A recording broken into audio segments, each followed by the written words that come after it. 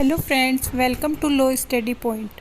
आज हम LL exam की बात करेंगे कि हमें मतलब कैसे लिखना है एग्ज़ाम में और कितना लिखना है, कितने पेजेस फिल करने हैं। ये बहुत सारे मतलब क्वेश्चन आ रहे थे मेरे पास, तो आज हम पूरा डिटेल से एनालिसिस करेंगे कि किस तरीके से हमें 1.5 घंटे में बहुत अच्छा लिखना है कि हम जो 30% लिख के आ रहे थे पहले, वो अब हम 90% में कैसे अचीव कर सकते हैं। तो देखिए,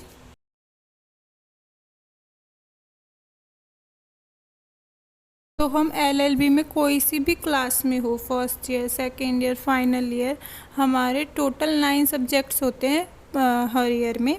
तो देखिए, हमें जो कोई भी क्वेश्चन आ जाए और कोई भी सब्जेक्ट का हम एग्ज़ाम पेपर सोल्व कर रहे हैं, तो उस टाइम में हमें सिर्फ 8 बातों का ध्यान रखना है और 8 बातों से हम 30% से 90% में पहुंच सकते हैं। वो कैसे? जब भी कोई भी क्वेश्चन करें आप, तो पहले इंट्रोडक्शन लिखना चाहिए। कोई भी पेपर हो जाए, चाहे फर्स्ट ईयर का कॉन्ट्रैक्ट का हो, वो मैंने एक वीडियो में समझाया भी है, कॉन्ट्रैक्ट का पेपर। और क्या बोलते हैं, चाहे आपका सेकेंड ईयर का आईपीसी हो, चाहे आपका फाइनल ईयर का सीआरपीसी सीपीसी हो, कोई भी एग्ज़ाम हो, हमें किस तरीके से लिखना है। हमें जैसे मान लो सीआरपीसी का कर रहे हैं, हम एग्जाम्पल के तौर पे लेते हैं, तो पहले उसका इंट्रोडक्शन लिखेंगे फर्स्ट पेज पे कि सीआरपीसी कब बनी, क्यों बनी, किस लिए बनी, और इसके सेक्शंस कितने हैं, कहाँ कहाँ अप्लाई है ये, और कितने शेड्यूल हैं इसके, कितने पार्ट है, ये पूरा डिफ़ाइन करके लिखेंगे। फिर सेकंड आता है डेफिनेशन। जो भी क्वेश्चन में आपसे पूछा गया है, उन सब चीज़ों के शब्दों के बारे में अर्थ बताएंगे। हम पूरा जानेंगे भी आगे कि किस तरीके से लिख रहा है, पर पहले यहाँ पे डिस्कशन कर लें अच्छे से। तो देखिए, फिर थर्ड में आता है केसेस। तो केस भी मतलब कोई भी सब्जेक्ट हो, हमें केस तो डालना ही डालना है। हर क्वेश्चन में कम से कम 3 से 4 केस तो डालें ही। और उसके बाद अगर उसको हम समझाने के लिए कि हम क्या डिफ़ाइन कर रहे हैं, क्या केसेस डालें, तो हम अपनी लैंग्वेज में कोई एग्जांपल भी दे सकते हैं, या फिर कोई बुक का, सीरीज का, जो भी आप प्रेफर कर रहे हैं उस टाइम में, उसका भी एग्जांपल लिख सकते हैं। फिर हम आते हैं, जैसे कोई विशेषता पूछ रहा है, किसी के मान लो कोई पॉइंट्स पूछ रहा है, तो उन सबको पहले हम सिर्फ ओनली नेम लिखेंगे एक चार्ट में बना के। उसके बाद ये ध्यान रखेंगे कि जो भी हमने हेडिंग डाली है वो ब्लैक पेन से हो, और जो डेफिनेशन क्लोज लिखे हैं, केसेस लिखे हैं, उनको हम एक बॉक्स में बंद कर दें ताकि वो अलग ही हाईलाइट हो। और जब हम लास्ट में क्वेश्चन ख़त्म कर रहे होंगे, तो हमें पूरे जितना भी हमने पेजेस भरे हैं उसमें, तो हमें उसका कंक्लूज़न लिखना है, उस क्वेश्चन के आंसर का कंक्लूज़न, कि हमने क्या लिखा है पूरे उसमें, और हमने क्या जाना और हम क्या बता रहे हैं, उन सब का एक निष्कर्ष लिखना है। कंक्लूज़न मीन्स क्या होता है, निष्कर्ष लिखना है। ओके, देखिए, हम एक क्वेश्चन के माध्यम से समझेंगे पूरा। देखिए, क्वेश्चन है सामने, किन मामलों में परिशांति कायम रखने तथा सदाचार के लिए प्रतिभूति मांगी जा सकती है, ऐसे मामलों में अपनाई जाने वाली प्रक्रिया का उल्लेख कीजिए।